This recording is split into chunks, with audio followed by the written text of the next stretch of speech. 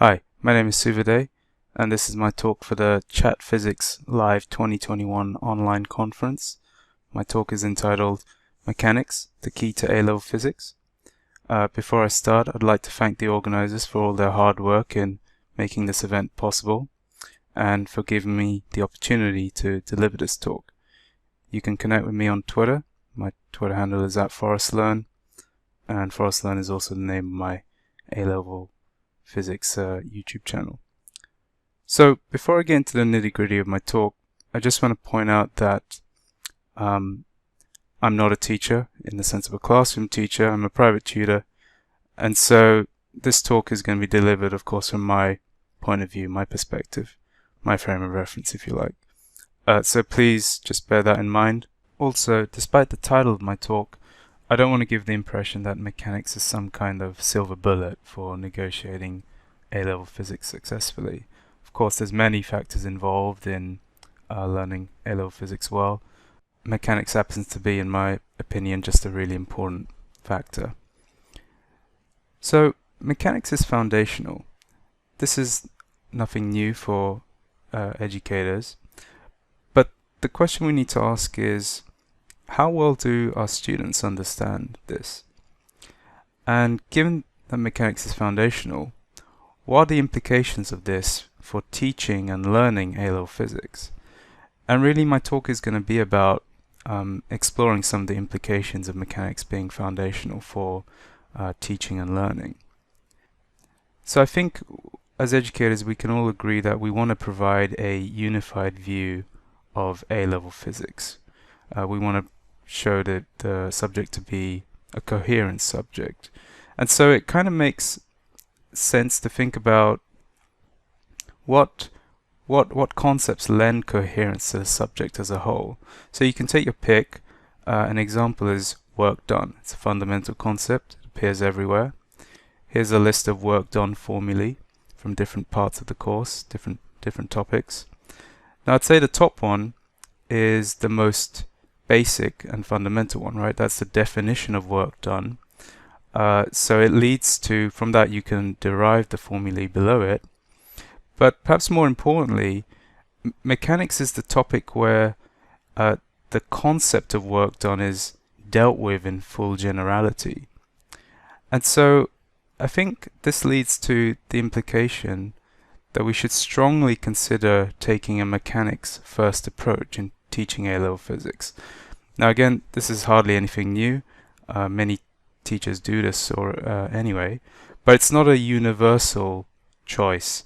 And I'm aware that there are some problems with a mechanics first approach which lead to teachers perhaps teaching something else first. I'll touch on these issues, these problems in a little bit.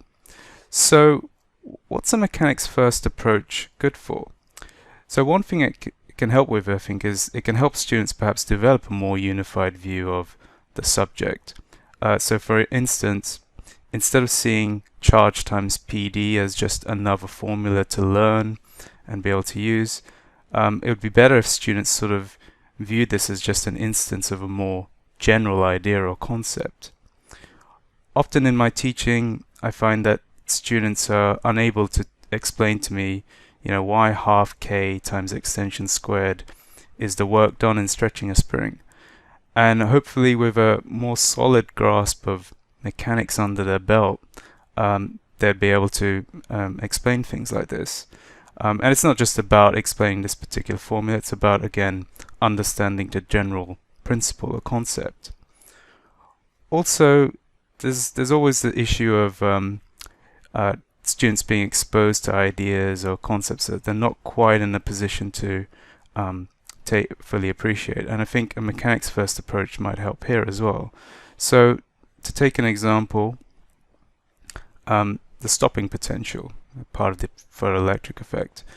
I find that students don't have any problems in calculating the stopping potential. But when I ask them sort of, what's going on here, more conceptually, or whether they can explain to me why the left and right hand sides should be equal to each other, they typically struggle. And so I think here we need to think really carefully about the order, the sequencing of topics. I would suggest here it would be optimal to take a teach mechanics first, followed by electricity, so that students are reacquainted with charge times PD being one form of work done. And then after that, we can think about teaching the photoelectric effect and the stopping potential. Interestingly, I hear echoes of these sorts of conceptual deficiencies in topics further down the line, for example, in electric fields, and you can think of the discharge tube, where students again will typically struggle to explain, conceptually what's going on, or struggle to make the link between work done and sort of the problem at hand. So as I mentioned, I'm aware there are some issues of a mechanics first approach. For new year 12 students, mechanics can pose a lot of it's quite technically demanding, so there's a lot of new stuff to learn, not just in the physics but also on the math side of things. Also, I'm aware that some teachers talk about mechanics being uninspiring to students, and it can lead to students dropping out and so on.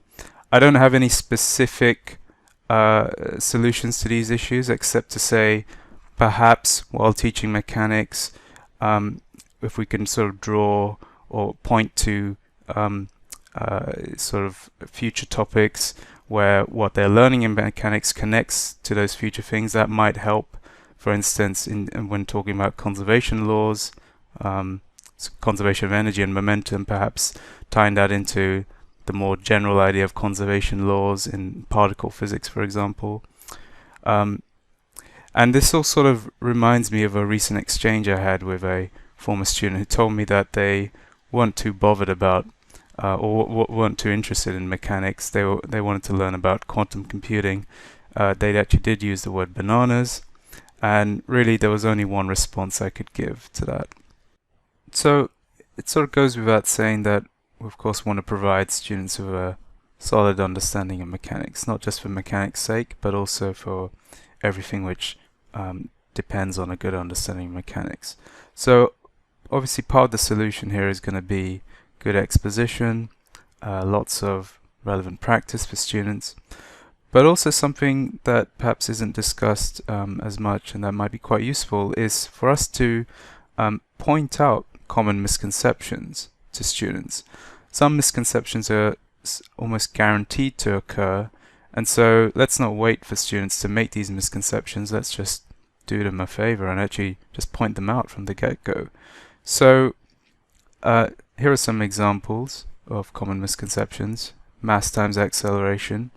Often students will think of that as a force.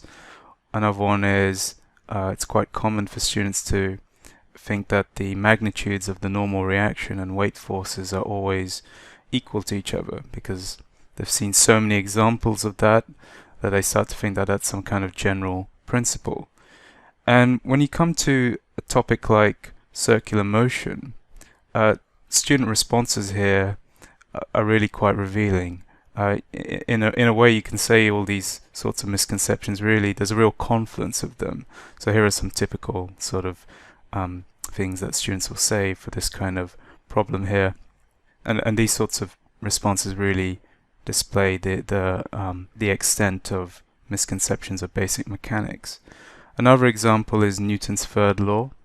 I like posing the problem of just a box sitting on the ground and asking, can you tell me something about Newton's third law here? And the response I almost always get is that R and W are a Newton third law pair.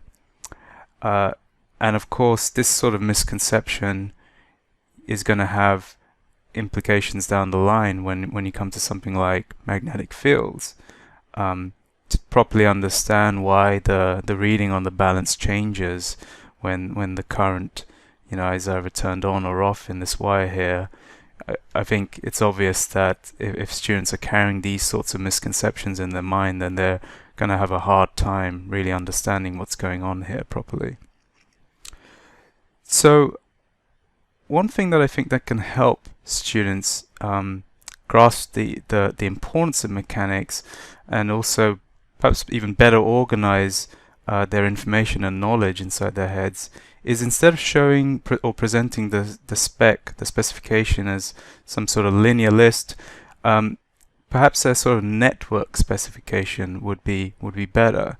So this clearly shows the sort of central starring role of mechanics. It's like the central node which connects to virtually everything else in the all other topics in the course. By the way, these links aren't supposed to be exhaustive, because that would get far too messy. So I think this could be useful for a number of reasons. For instance, if somebody's having issues of gravitational fields, then perhaps a student might realize that perhaps the issue is not so much concepts in gravitational fields. Perhaps their real problem is some underlying problems that they're having with mechanics.